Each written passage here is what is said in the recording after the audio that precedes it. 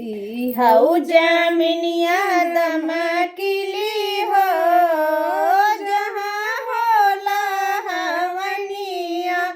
ई हऊ जमिनिया दमकिली हो जहाँ होला हवनिया।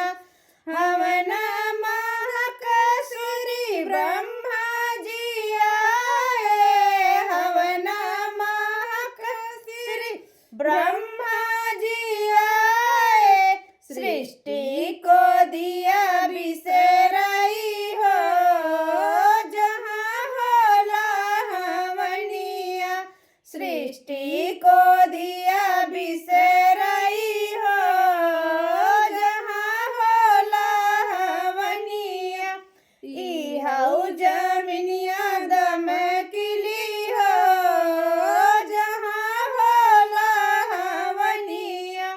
ई हऊ जमिनिया दमकिली हो जहाँ होला हवनिया। हवना महक सूरी विष्णु जी आए। हवना महक श्री विष्णु जी आए। चक्र को दिया बिसराई हो जहाँ होला हवनिया। चक्र को दिया बिसराई हो जहाँ होला हवनिया। ई हऊ जमिनिया दमकिली हो जहाँ होला हवनिया। हवना महक श्री शंकर जी आए। हवना महक श्री शंकर जी आए। डमरू को दिया बिसराई हो जहाँ होला हवनिया।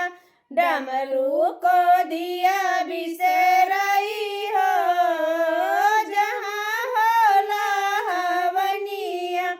ई हऊ जमिनिया भवसली हो जहाँ होला हवनिया।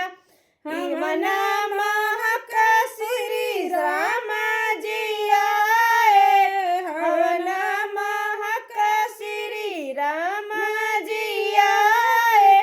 धनुषा को दिया बिसराई हो जहाँ होला हवनिया।